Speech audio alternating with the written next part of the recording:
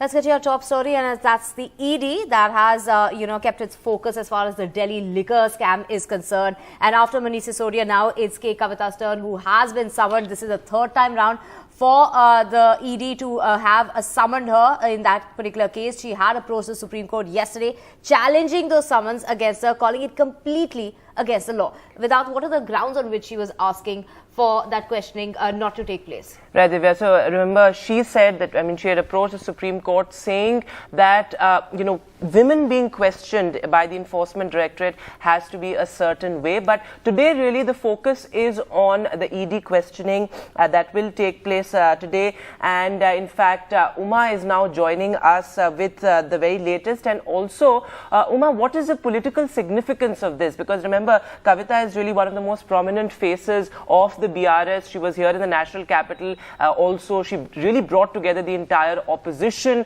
here in Delhi. What is the political significance of K. Kavitha, and what happens next? Kavitha is expected to appear before the Enforcement Directorate at 11 a.m. today, and before that at 10 a.m. in fact she'll be meeting media people.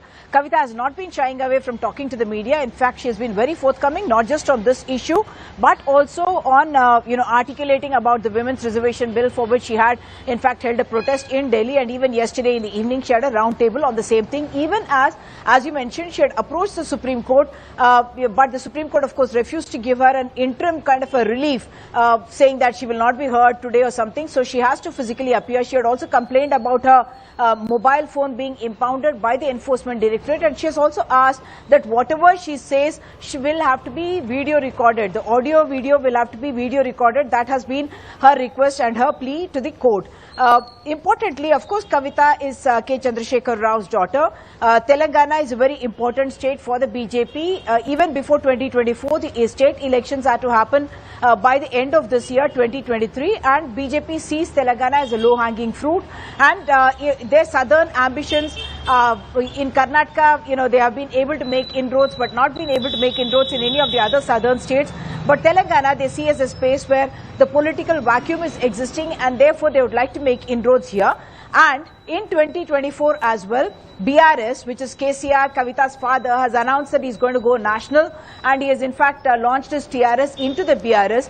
And this comes at a time when in fact the BJP and also Prime Minister Modi, Amit Shah, whenever they are in Hyderabad, they target the BRS on two planks. One, they say family rule, dynasty rule, and the second they say is cases of corruption or allegations of corruption against KCR rule. And the questioning of enforcement by the Enforcement Directorate of Kavitha, who is the daughter of KCR, in a sense adds to that perception, public perception or narrative, that the BJP would like to be seen, perceived in Telangana and in the rest of the country as a party which is run by one family, that one family had benefited, and also that there is some kind of a corruption involved here. So that's one reason why Kavitha and her family have also been very strongly talking about central agencies becoming tools, political tools in the hands of the BJP government, central government. That's something that she is even presented before the Supreme Court. Back to you. Absolutely. Opposition parties echoing those sentiments, saying how the central agencies are being misused, whether it's the ED or the CBI. And she on those grounds said that as a woman she could be questioned at home and didn't really need to go to the Enforcement Directorate's office, but that hearing to come up on the 24th of this month. Moving on, Union Minister Smriti Irani yesterday hit out at Congress leader Rahul Gandhi and said that he defamed the nation on foreign soil. Right. We also saw that she said Rahul Gandhi not only attacked the magnificence of the Indian Parliament, but also disrespected the institutions like the Supreme Court and the Election Commission. Now, the nation demands an apology is what Smriti Irani had to say. This is in regard to the remarks made by Rahul Gandhi in London.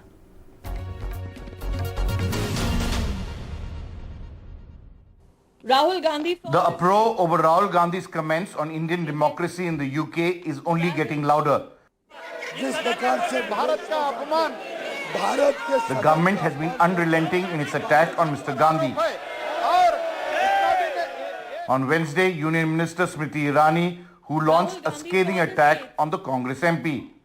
This very gentleman in Jammu during the Bharat Jodo Yatra said all is well in India. Which was a lie, Mr. Gandhi?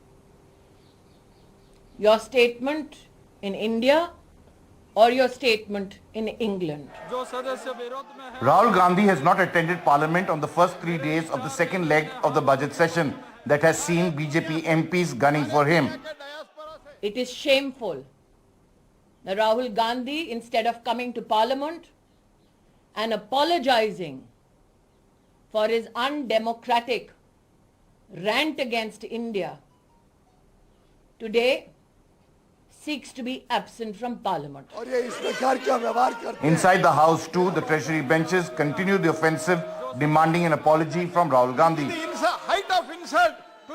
If it was the government that was on the offensive inside the House, the opposition hit the street. The march by 18 opposition parties to the Enforcement Directorate to protest the alleged misuse of the ED and CBI was stopped by the cops. But two of the biggest opposition parties, Mamta's Trinamool and Sharad Pawar's NCP, stayed away. 18 parties of the opposition also sent a joint letter to the ED director asking for a probe into the allegations made in the Hindenburg report against the Adani Group. हम हैं 200 लोग, यहाँ पर लोग हैं हम कम से कम 2000 लोग पुलिस, तो हमारी आवाज को दबाना चाहते हैं।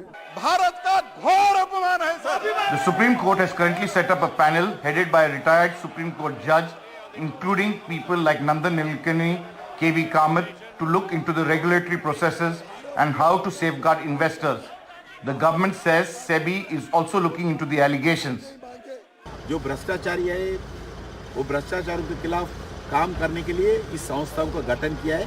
वही काम आज कर रहे हैं, कल जो उनका समय पे किया है आज भी वही काम कर रहे हैं। With both the opposition as well as the government refusing to relent, clearly the focus will now be on passing the budget to ensure that not only parliamentarians get their salaries but even government servants. But what remains to be seen is that there is a little time for debate and discussion on important financial matters. With camera person Ashok Male, Sunil Prabhu, NDTV. That showdown in the national capital, and this as crucial states are actually going to the polls. Now, let's go across to what is an NDTV exclusive. We have the BJP's plan in Madhya Pradesh. Now, Shivraj Singh Chauhan, the BJP's four-time chief minister in Madhya Pradesh, will be the party's face and chief ministerial candidate in the coming assembly elections in the state. Right, Vedanta, but given the party's defeat to the Congress in 2019, there are plans to tweak his image and recalibrate the party's approach. Mr. Chauhan has been given the freedom to rethink his new persona. In fact, we have Akhilesh now joining us live.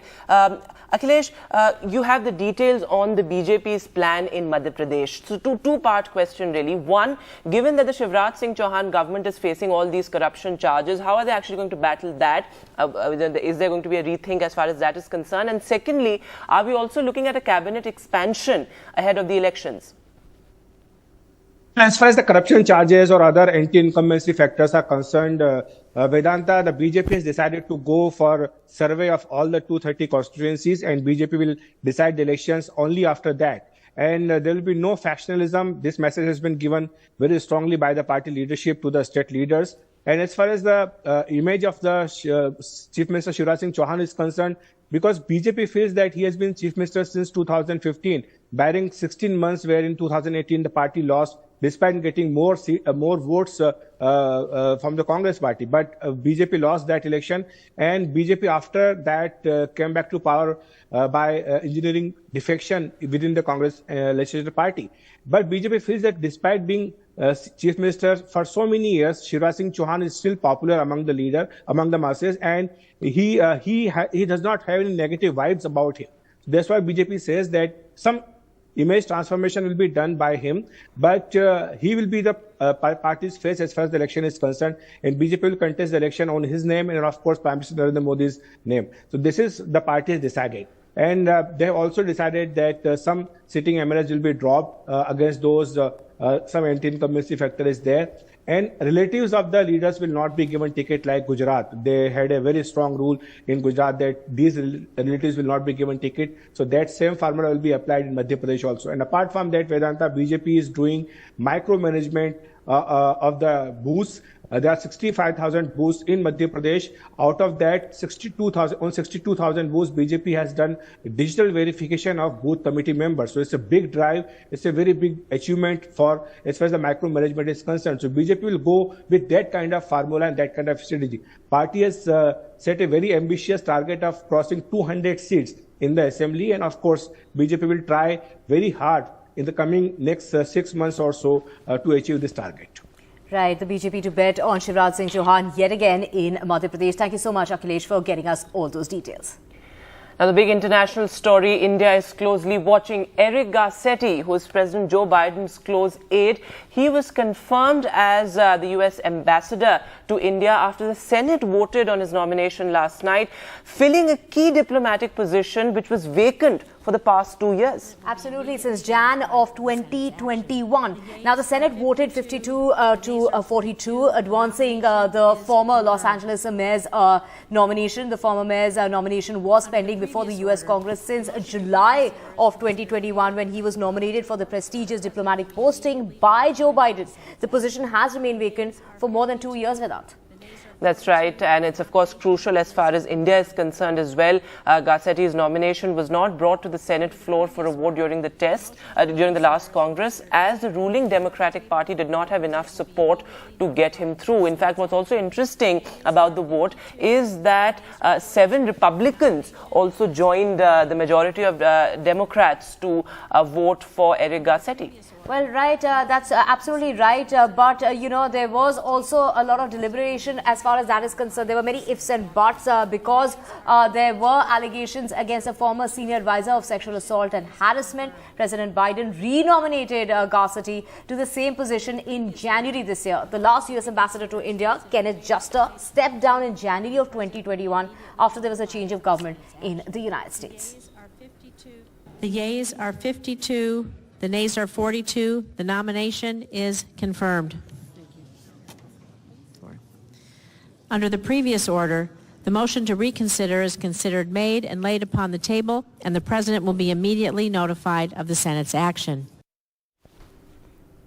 Now, news from Maharashtra, hearing the Sena versus Sena case, the Supreme Court made strong observation on Governor Bhagat Singh Koshyari's role in Maharashtra's vote that unseated the Uddhav Thackeray-led government last year without. That's right. In fact, the court said a governor must exercise power cautiously and be aware that calling for a trust vote could bring down the government. This is what the Supreme Court had said, and these sharp remarks were made while hearing a case on the Shiv Sena coup.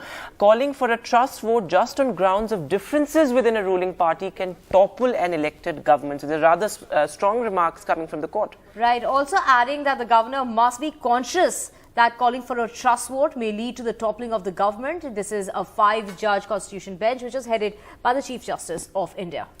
Right, and we are seeing this, it's a long impending row, and the governor should not enter any area which precipitates the fall of the government. This is what the court said. People will start ditching the ruling party and the governor will end up toppling the ruling party. This will be a sad spectacle for democracy. This is what the court said in its observation. Mr. Thackeray, despite losing control of the party founded by his father, continues to fight the Shinde faction in the Supreme Court. The Supreme Court is hearing petitions that question the foundation of the Shinde government, arguing that Mr. Shinde and 15 other rebels were disqualified at the time of the trust vote. And the other concerning story after the COVID pandemic, now the big worry is the H3N2 influenza virus, and now we're getting news from Assam that the first case of this particular virus has been confirmed. The health department there is keeping a very close watch as far as the developments are concerned of the evolving seasonal influenza situation across the state through integrated disease surveillance program network on real-time basis without. That's right. In fact, Ratnadeep is now joining us on the phone line. Ratnadeep, so what are the kind of preparations that the Health Ministry is making there? It's keeping a close watch, as we said, on this particular virus. What's the situation? Well, the state government has confirmed the first case of H3N2 in Assam. The patient is hospitalized, and in fact, the state government now, through its IDSP network, is basically keeping a watch in terms of people with symptoms of H3N2. given the fact that this is a season of influenza. In fact, there have been a lot of complaints of influenza patients in government and private hospitals. Therefore, the state government at this moment is focusing on surveillance, particularly on age groups who are more vulnerable, like the children as well as elderly people with comorbidities. So elderly people above 65 years of age would be monitored the most, and that's what the state government has said in a press statement issued last night. So the first case of H3N2 is now confirmed from Assam. Right. Thank you so much, Rathadeep, for joining us with those details. The first case of the influenza has now been detected in Assam as well. We'll keep tracking that story. Thank you so much for joining us.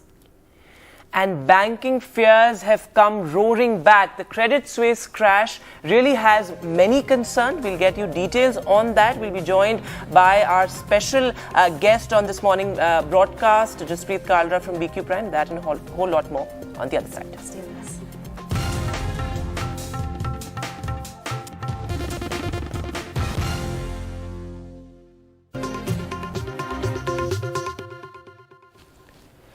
Welcome back. Now, the Credit Suisse bank, the international giant, that was almost on the verge of failure on Wednesday.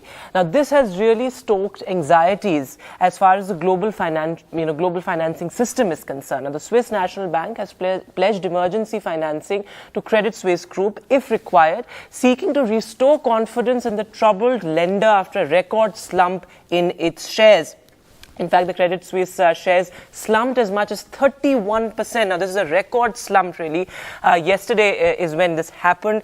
As recurring scandals, of course, it's leadership change, a couple of scandals as far as, controversies about its senior leadership is concerned, etc.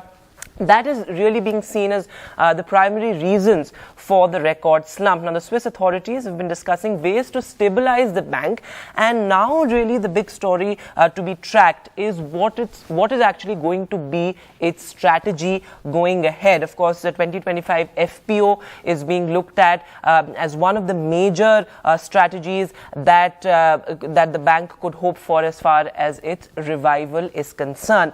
Now, to talk more about this, we are joined by Mr. Jaspreet Kalra, who's a senior correspondent with BQ Prime. Thanks, Mr. Kalra, for joining us on the morning broadcast. My first question to you would be that many are contemplating as to what really are the reasons for this record slump that Credit Suisse witnessed. Is it really a credibility deficit or a credibility crisis, given the ongoing controversies, the recurring scandals? What do you think? What's your assessment? So, thank you first of all for having me. Credit Suisse has had issues for a while. It would be unfair to say that this just started last week or last month even. If you look at it just from the starting of the year, their stock price has also lost value. But one of the things that came out very recently was that in their recently released annual report, they acknowledged that there was some material weakness in their financial reporting, which was flagged, which was clearly a negative sentiment of news. Secondly, following that acknowledgement from the bank itself, their largest investor, the Saudi National Bank, also said that they will not commit to putting in any additional capital into Credit Suisse. So both of those things were pretty big negatives, and clearly given the lack of investor confidence about the banking sector globally, we've seen Credit Suisse take quite a beating, and quite a beating in terms of even being beaten than the other banking stocks globally. That's right. And as you mentioned, they've also been talking about, material weaknesses in internal functioning. What really is going to be their strategy ahead? Now, that's a very sort of a broad brush question, but are they going to be less risky and more focused in terms of their strategy ahead? So Credit Suisse is currently on a 3-year restructuring plan under the current management. They've acknowledged that they have made mistakes in the past and they are moving to rectify them. Now, I don't think this is going to be a short-term, remediation strategy. It takes time to turn over the way a bank functions. And they're working on that. And their CEO was emphasizing that in public interviews yesterday as well, that they are restructuring some parts of their business. They have a planned IPO or a liquidity event for the first Boston Republic in 2025 as well. So those are the things that they're planning for their Credit Suisse restructuring plan. But I don't think it's going to be, I don't think it's going to be a simple one-stop solution that can take them out of this crisis. Right. So, as Mr. Kalra is saying that there can't be any one-pronged approach as far as their revival or restructuring is concerned. Now, another connected story, and that is something that is of huge interest as far as India is concerned, because Neelkant Mishra, the co-head of Asia Pacific Strategy at Credit Suisse, he has resigned from the company, and many are saying that he is set to join the Axis Bank. Now, this is after a 2-decade stint at the Swiss bank, and he is somebody who is seen as a veteran as far as banking is concerned. Mr. Kalra is back with us to discuss about this particular aspect of the story as well. So, Mr. Kalra, he is seen somebody who was also very appreciative of this year's budget. In fact, he said that, in turbulent times, this particular budget is really a starting point. How significant is Mr. Mishra's exit from the Swiss bank and his potential entry as far as Axis Bank is concerned? So we certainly, at BQ Prime, we certainly have confirmation that he will be joining Axis Bank at the group level to head research and economic research for them. And this is the second high level exit from Credit Suisse's India team as well. In the past, Ashish Gupta, who used to head their India research, has joined Axis Mutual Fund as the chief investment officer as well. In terms of signaling what this means for Credit Suisse, definitely when you see some sort of turbulence at the global level at investment banks, their research teams do get hit. But we don't know whether specifically these two resignations were connected to that or not. In terms of Neelkant Mishra's importance as a research analyst, definitely he's been a big voice in terms of how we see the India financial sector, how we see the Indian economy. So that will certainly have an impact. But yeah, I think the departures are largely indicative of what's going on largely at the global financial system as well and with Credit Suisse. Right. Thanks very much, Mr. Jaspreet Kalra. And an important point there made by Mr. Kalra, in a sense also breaking this right now, that Mr. Neelkant Mishra is all set to join the Axis Bank. News and updates continue on the other side. We'll step into a short break for now.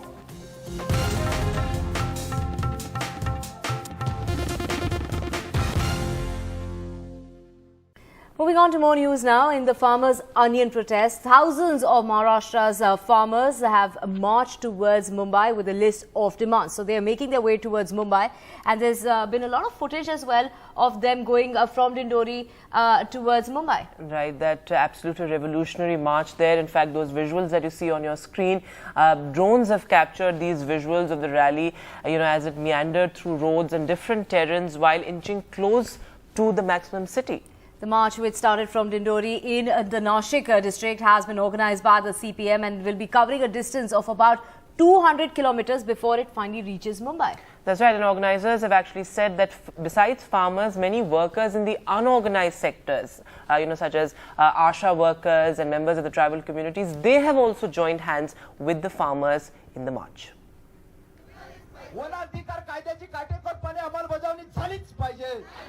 The long Kisan March on its third day, as thousands of farmers crossed the Kasara Ghat in Maharashtra and continued towards Mumbai. Farmer leaders refused to go for a meeting with the government, asking instead for government representatives to come to them. तुम्ही 15 तारखेला 3 वाजेला तिथं हजर राहा. आम्ही काय त्यांचे कोर्टातले आरोपी नाही आहोत. केव्हा तिथं जायचं आणि केव्हा त्यांच्याशी बोलायचं, हा काय त्यांनी बोलवायचं आणि आम्ही जायचं पळत, असं होणार नाही. सबंध महाराष्ट्राची नजर ह्या लॉंग मार्च कडे लागलेली आहे. आमच्या मागण्या मान्य करा. Now a government delegation is planning to meet the farmers. उनके 14 मुद्दे हैं. मैं समझता हूँ कानून के दायरे में जितना भी बन सकता है सरकार उनके मसाइल हल करेगी. The main things the farmers want are fair prices for onion, cotton, soyabean, moong and milk, an immediate subsidy of 2,000 rupees per quintal for onions and a change in export policies. Opposition leaders in Maharashtra have spoken up in support of farmers. जिसे हम अन्नदाता कहते हैं, इतने दूर से उनको यहाँ आने की जरूरत पड़ी, यही हमारे लिए लज्जास्पद है.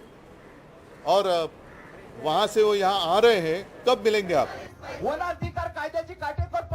While Wednesday now marks the third day of farmers' long march towards Mumbai, the government is now sending 2 of its cabinet ministers to speak to the farmers as a damage control. The farmers say that they will continue with their long march until and unless their demands are met. And that's why it will be very important to see whether the government will really be able to solve all the issues of the farmers, or will the farmers continue with their long march towards Mumbai. With Kishore Belsarai in Nasik and with camera person Rajendra Dayalkar in Mumbai, Sohit Mishra, NDTV. And moving now to Madhya Pradesh, where from April 2020, 21 youngsters were given jobs in government and semi-government offices in Madhya Pradesh. The lucky 21 were among the 39 lakh unemployed youths in the state. This was stated by the government in a written reply to a question by Congress MLA who in the Madhya Pradesh Assembly went on to say, however, 21 youths that were given the job, only 18 lakh youths are still waiting to be employed in Madhya Pradesh.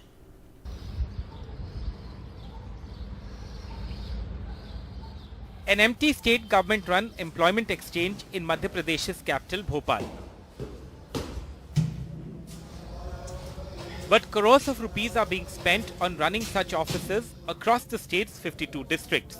Even more shocking, while lakhs of unemployed people have registered for jobs, not even 100 have actually got one. तो ये पैसे की बर्बादी कर रहे हैं, कर्ज लेके घी पी रहे हैं, पूरा सिस्टम कर्ज से चल रहा है और मध्य प्रदेश में सिस्टम कोलैप्स हो चुका है. किसी तरह का कोई कानून का राज नहीं है और ये भी कहें कि ये सरकार नहीं, सर्कस है, उससे भी आगे बढ़ के सर्कस में भी कुछ चीज़ विधिवत होती है. यहाँ कोई विधि और विधिवत होने का कोई मामला ही नहीं बचा मध्य प्रदेश में. ये टोटल सरकार का फेलियर है. 5वीं बार फिर शिवराज, अब की बार 5वीं बार फिर शिवराज, फिर शिवराज, फिर शिवराज, फिर शिवराज, फिर शिवराज. तो अभी माननीय मुख्यमंत्री जी ने महामहिम राज्यपाल महोदय के अभिभाषण पर सदन में उत्तर दिया है. उन उत्तरों के सारे बिंदुओं से मैं सहमत होते कह सकता हूँ. हमारे मुख्यमंत्री की, हमारी सरकार की कथनी और करनी में किंचित भी अंतर नहीं. तो सर रोजगार मेले पे तो रोजगार तो लोगों को मिल रहा है, इतना खर्च कर रहे हैं कि जब हम कह रहे हैं कि रोजगार दे रहे हैं तो उसका अब जांच करा ली. Few days ago, NDTV had reported how over 12 lakh candidates, including engineers and doctorate holders, have applied for roughly 6,000 patwari or revenue officer positions in the state. On Wednesday, these candidates appeared for the written exam.